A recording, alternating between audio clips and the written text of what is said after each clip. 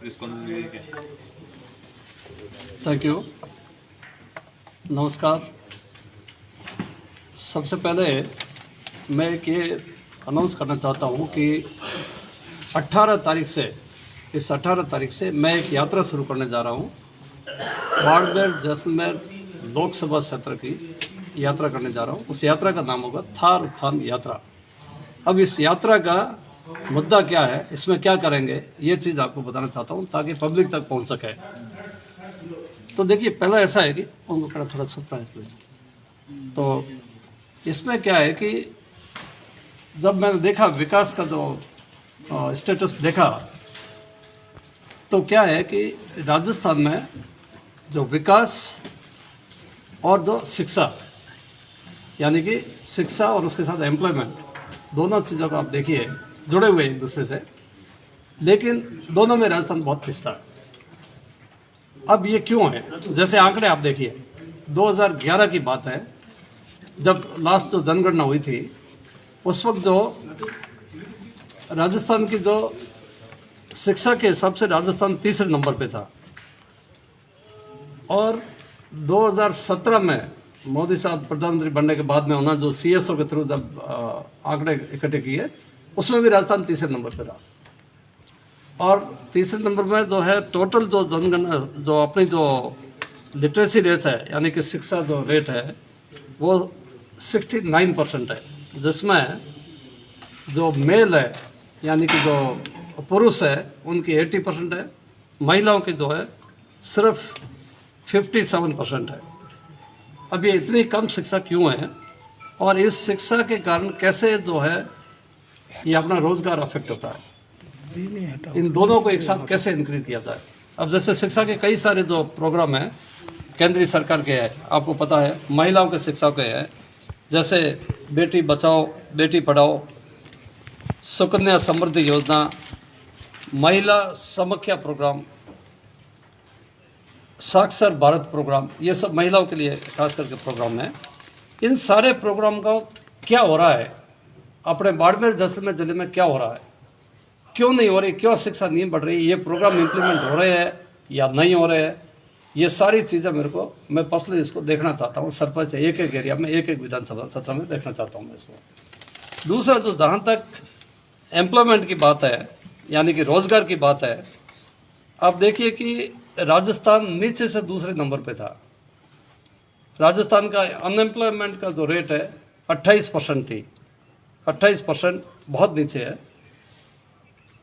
तो उससे नीचे जो है हरियाणा था, लास्ट में हरियाणा था।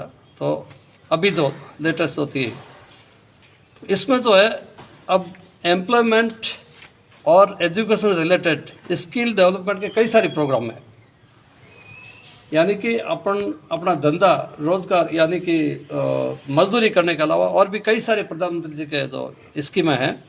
प्रधानमंत्री कौशल विकास योजना है, आत्मनिर्भर भारत रोजगार योजना है, उसके अलावा PM रोजगार प्रोत्साहन योजना है, ये सारी है।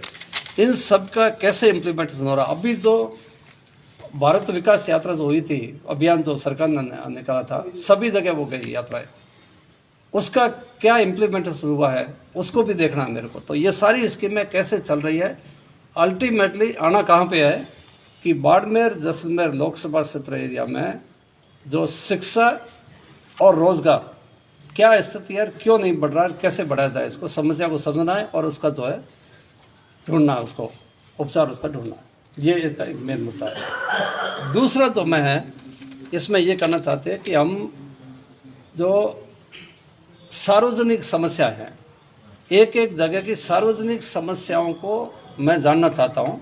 मैं जहाँ भी गांव डाणी जब गया तो सार्वजनिक समस्या, देखो व्यक्तिगत समस्या कई होते हैं वो तो देखा ही जाएगा, लेकिन सार्वजनिक समस्याओं को पहले जानना जरूरी है। अब सार्वजनिक समस्या कौन सी है, जैसे ऐसे कई सारी समस्या, जैसे अब मैं चोटन गया तो देखा चोटन में जैसे एक हॉस्पिटल जो है उसको शिफ्ट करके बाहर ले आ रहे हैं, उसके लिए पब्लिक सारा उसको प्रोटेस्ट करे कि नहीं होना चाहिए, वहीं रहना चाहिए हॉस्पिटल। फिर वहाँ जाके लोग इमरजेंसी में वहाँ जाएंगे कैसे? वहाँ से एक जैसे ऊपर से जो पानी आता है पहाड़ से, वो वहाँ से जाकर के आगे जो नाड़ी बहुत दूर है, लेकिन वहाँ तक जो है इसके लिए कैनाल होना चाहिए।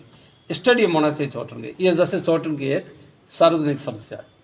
पास में डॉग गाँव, जैसे गाँव की है, डॉग आ गया तो डॉग में क्या है कि साहब कि वो तो नदी एक बह रही है, तो नदी के लिए कोई कैनाल वगैरह नहीं है, बरसात जब आती है पानी ऐसे फैल जाता है, सभी गर्म पानी चल रहा है, ये एक सार्वजनिक समस्या है।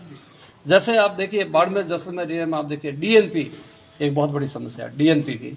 अब डीएनपी के कारण ना, मैं समस्या नहीं कह सकता, लेकिन इसमें तो इसके कारण लोगों को कई सारी जो दिक्कतें हो रही है, अब उसका कोई सॉल्यूशन हो सकता है? क्या सॉल्यूशन है? जैसे मैं गांव में गया, कई गांव में लोगों से आप बात नहीं कर सकते फ़ोन पे, क्योंकि वो कह रहे टावर नहीं लगा हुआ, वहाँ पे सड़क नहीं है, क्योंकि सड़क नहीं बन सकती। दूसरी भारतमाला आप देखिए बीच में कटी हुई है, क्योंकि जो डीएनपी का एरिया है सारे। इस तरह से ये वहाँ की एक सार्वजनिक समस्या है। तो हर एरिया की कोई न कोई सार्वजनिक, आप देखिए गोचर जमीन है, जैसे आपने देखा गोचर समेत पूरे राजस्थान में करीब 10 लाख बीघा गोचर जमीन है, लेकिन कह रहे हैं कि गौशाला में गायों को चरने के लिए जगह नहीं मिल रही है। ये क्यों है? ये सारी जो चीज़ें जो है, ये जो है, इसको मैं कंपनियां जैसे है, यहाँ पे इतनी सारी कंपनियां हैं, कंपनियां कह रही है कि वो सारे रोजगार के लिए लोगों को ले रहे हैं। तो हम पूछते हैं भाई आप हमारे लोकल युवाओं को क्यों नहीं ले रहे हैं रोजगार के लिए? ये सारे अनपढ़ बैठे हैं यहाँ पे, सॉरी पढ़े लिखे लेकिन अनएम्प्लॉयड बैठे हैं, पढ़े लिखे अनएम्प्लॉयड बैठे हैं, बेरोजगार बैठे हैं, तो इनको क्यों नहीं? तो वो नहीं साहब, वो तो हमारे क्वालिफाइड नहीं है। अब क्वालिफाइड के लिए अगर आपको टेक्निकल स्कूल चाहिए, तो टेक्निकल एजुकेशन चाहिए, तो उसके लिए हम टेक्निकल इंस्टीट्यूट बनाने चाहिए। यहाँ पे कौन कौन से टेक्निकल इंस्टीट्यूट चाहिए? जैसे पेट्रोकेमिकल, आपके जो रिफाइनरी आई है, उसके लिए अगर आपको पेट्रोकेमिकल की अगर आपको एजुकेशन वाले चाहिए, तो वहाँ पे एक पेट्रोकेमिकल कॉलेज बनाओ वहाँ पे, ताकि वहाँ पे स्टूडेंट सारे पढ़े लिखे कर वहाँ पे पढ़ लिख करके वहाँ पे नौकरी ले सके।